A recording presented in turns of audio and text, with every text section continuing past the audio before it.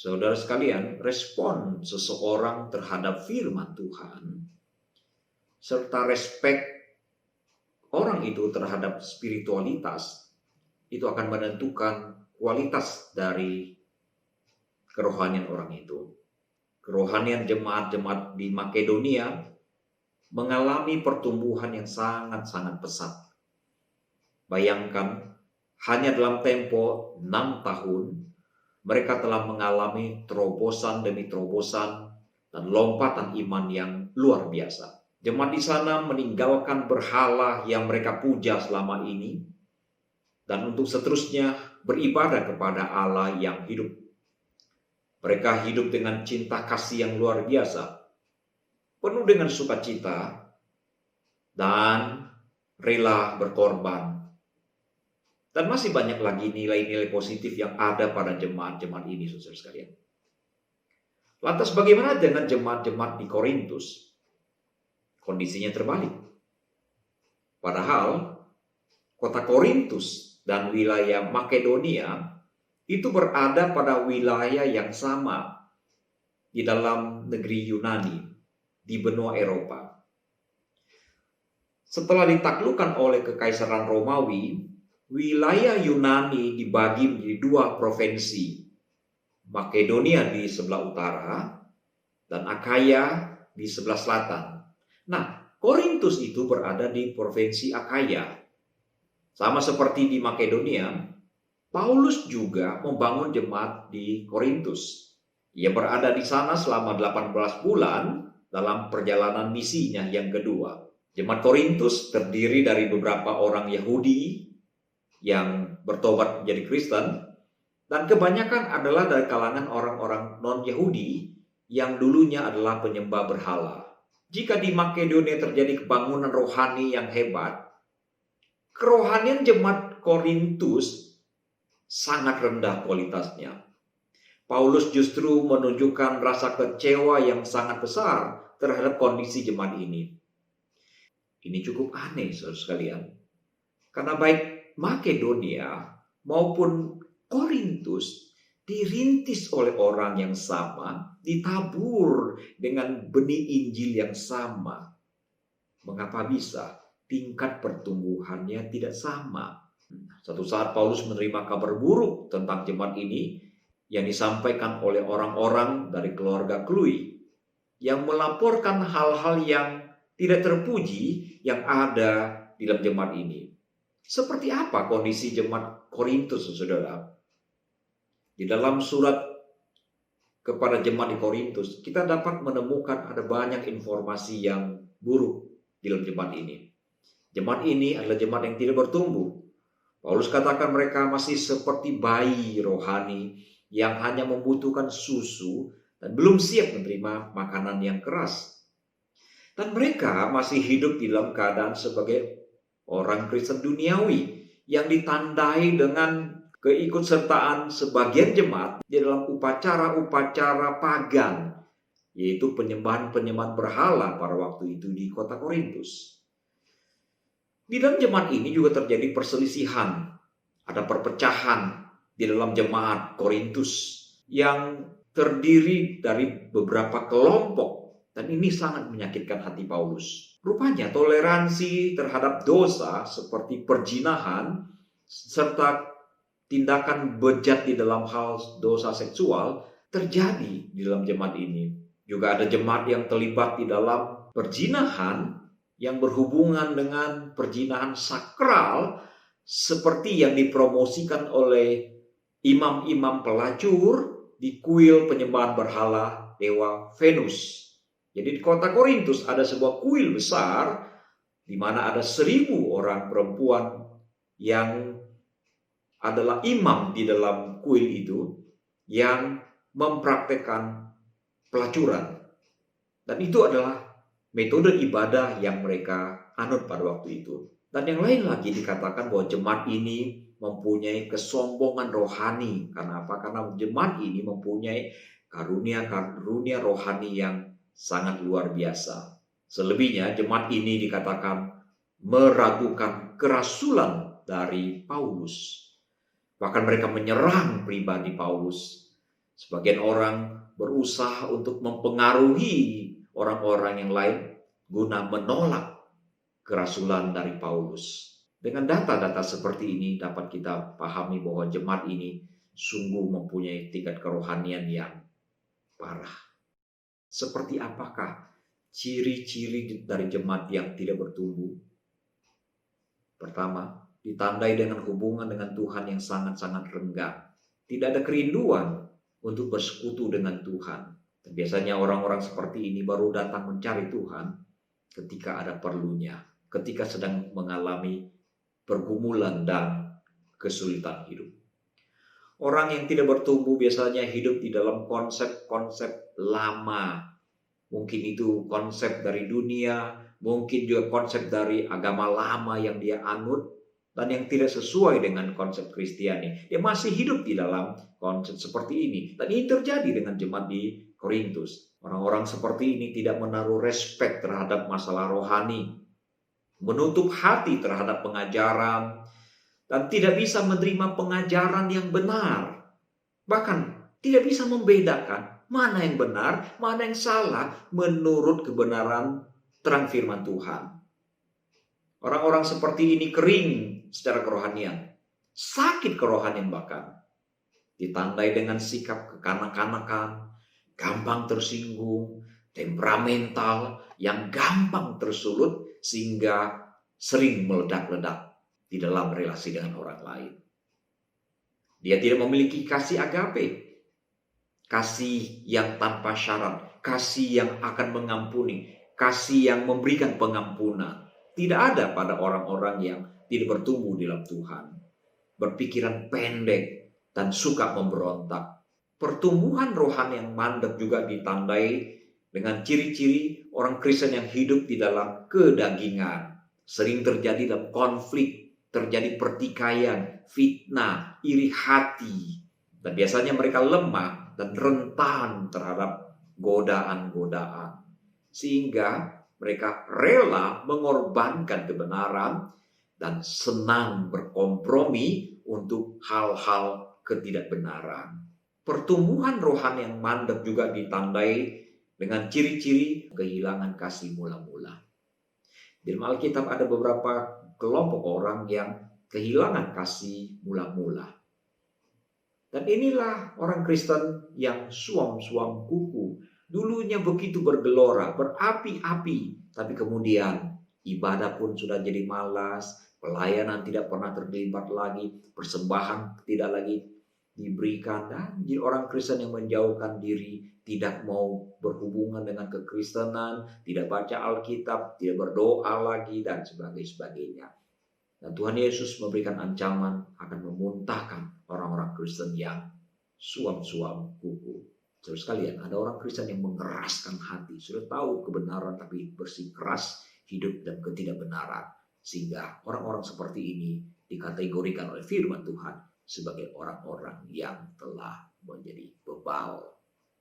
Dan terhadap orang seperti ini, Tuhan bisa saja mengeraskan hatinya sehingga dia tidak lagi mempunyai kesempatan untuk bertobat. Dan yang paling menonjol adalah hidup di dalam kepura-puraan. Yesus menggunakan istilah kemunafikan untuk menunjuk orang-orang yang seperti itu. Terhadap semua orang-orang Kristen yang tidak bertumbuh seperti itu. Orang-orang Calvinis mengatakan itu adalah orang-orang yang tidak terpilih.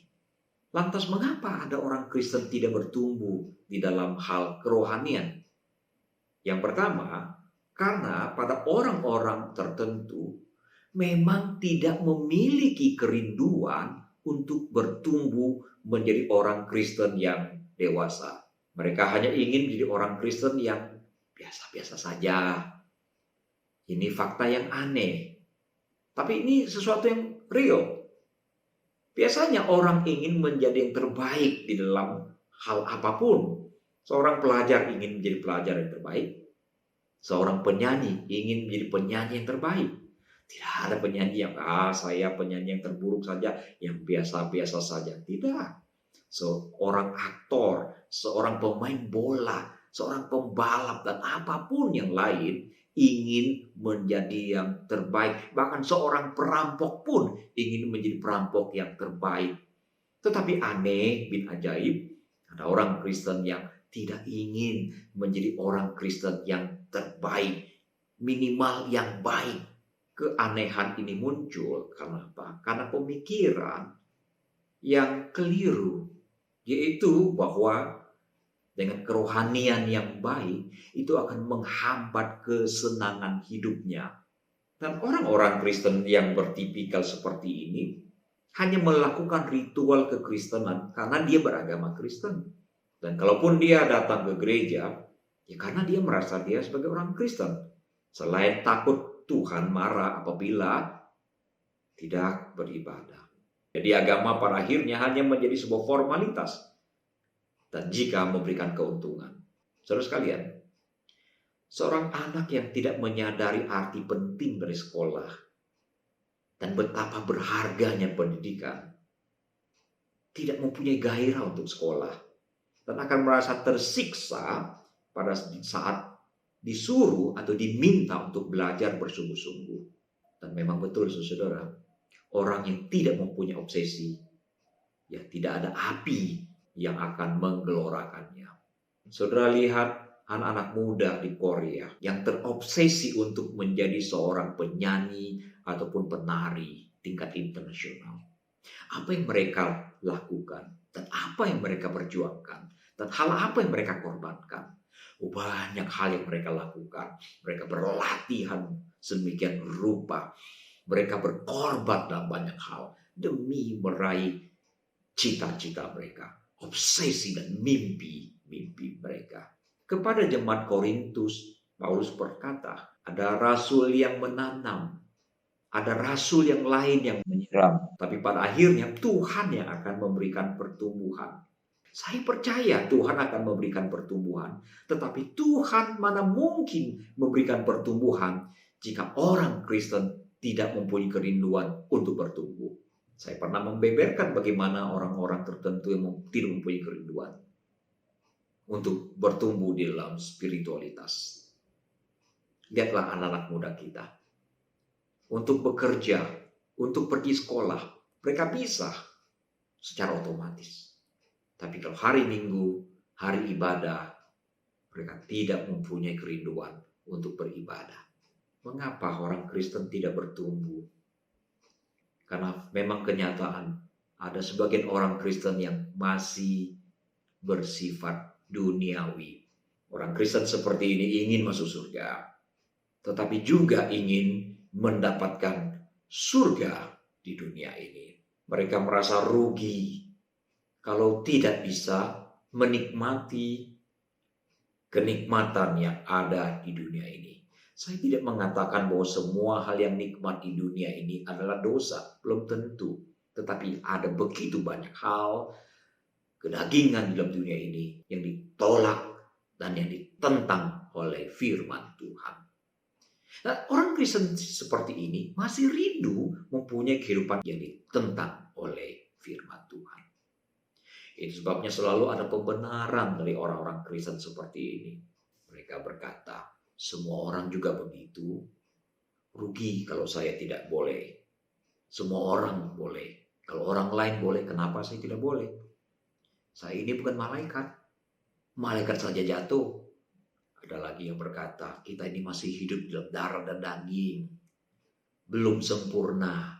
Ada juga yang mengatakan, ya kami ini orang lapangan. Orang pragmatis.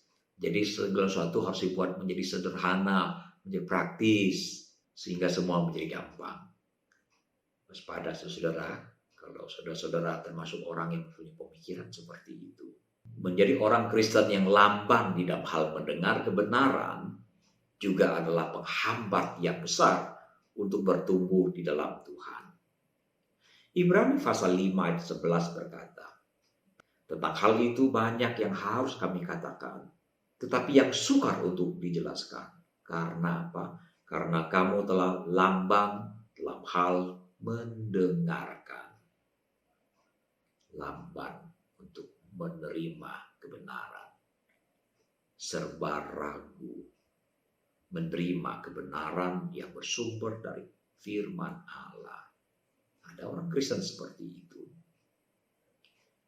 Kalaupun dia tahu kebenaran, belum tentu hidup dalam kebenaran.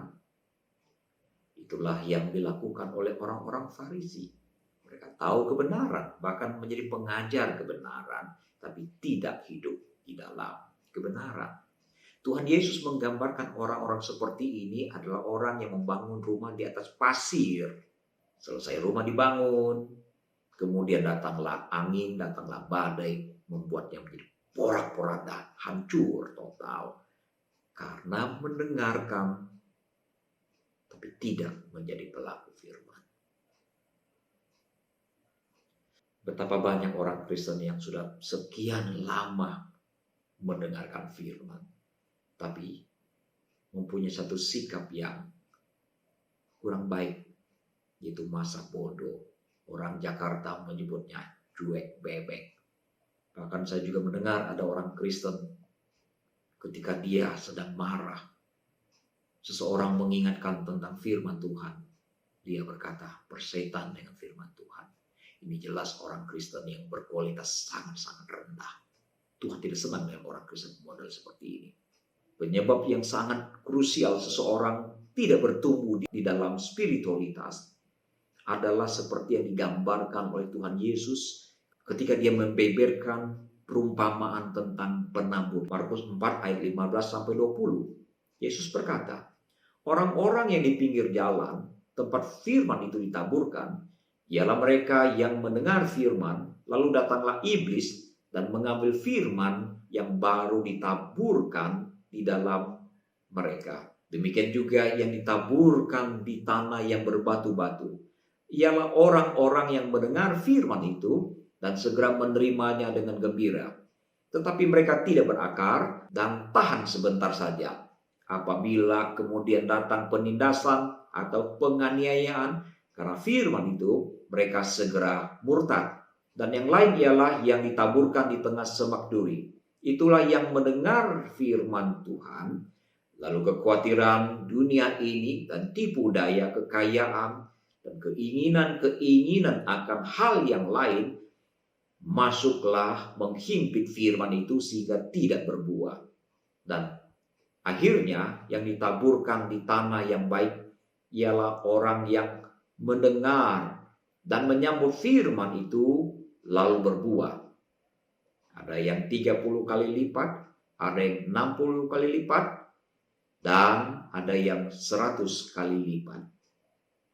Saudara, ada beberapa kondisi yang menyebabkan seseorang tidak bisa bertumbuh, yaitu orang yang menerima firman, tapi firman itu kemudian diambil oleh burung-burung, oleh iblis. Ada lagi kondisi yang lain, yaitu orang Kristen yang tidak tahan terhadap penindasan, penganiayaan. Benih itu mati karena tumbuh di tanah yang tipis. Penghambat yang lain lagi adalah tipu daya kekayaan, kata Tuhan Yesus. Dan keinginan-keinginan akan hal-hal yang lain, sehingga keinginan itu menghimpit firman itu sehingga tidak bisa berbuah. Sedangkan yang mendengar dan yang menyambut firman itu benar dalam hatinya dan melakukan dalam hidupnya, inilah orang-orang Kristen yang pada akhirnya berbuah berkali-kali lipat. Terus kalian, ada sikap yang tidak fair yang terjadi pada orang-orang Kristen. Apabila seseorang merasa dirinya ada masalah dengan ekonominya, dia akan berjuang habis-habisan. Apabila seseorang merasa ada masalah dengan sekolahnya, dengan kuliahnya, dia akan berjuang habis-habisan untuk membalikkan situasi. Begitu pula dengan keluarga-keluarga Kristen yang merasa ada masalah di dalam hubungan suami dan istri. Mereka akan berusaha keras, akan konseling, terapi dan sebagainya untuk memperbaiki kondisi ini. Orang tua yang merasa ada masalah dengan anak-anaknya akan berusaha sekuat tenaga untuk menyelesaikan persoalan ini.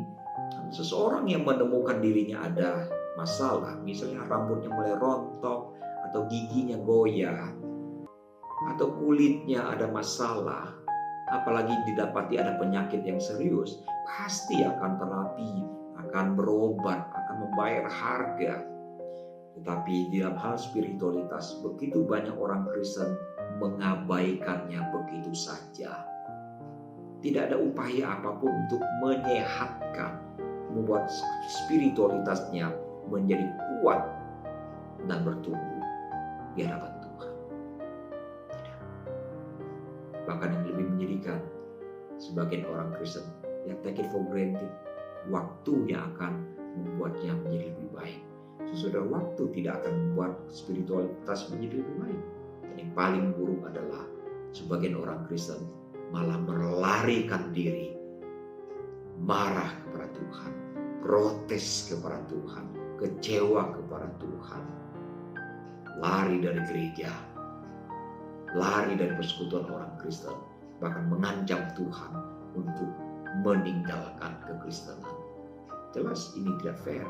Semoga Tuhan menolong agar kita menjadi orang-orang Kristen yang bertumbuh.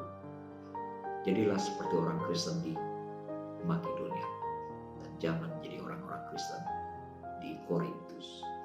Tuhan memberkati saudara sekalian. Mari berdoa. Terima kasih Bapa Surgawi untuk ayat firman yang boleh kami baca, yang kami pelajari. Tuhan, periksalah diri kami. Apakah kami termasuk orang Kristen yang suam-suam, orang Kristen yang bertumbuh atau tidak bertumbuh? Tuhan, mampukan kami untuk selalu mawas diri. Apabila kami tidak bertumbuh, jadi orang Kristen yang biasa-biasa, ogah-ogahan, Tuhan ampunilah kami. Mampukanlah kami untuk memperbaiki diri kami. Berikanlah kami hati yang rindu kepada Tuhan, hati yang merindukan semakin bertumbuh, semakin menjadi orang Kristen yang luar biasa, hebat di hadapan Tuhan. Mampukan kami menangkap pesan ini dan ubahkanlah kami semua. Dalam Yesus kami memohon. Amin. Tuhan berkati saudara sekalian.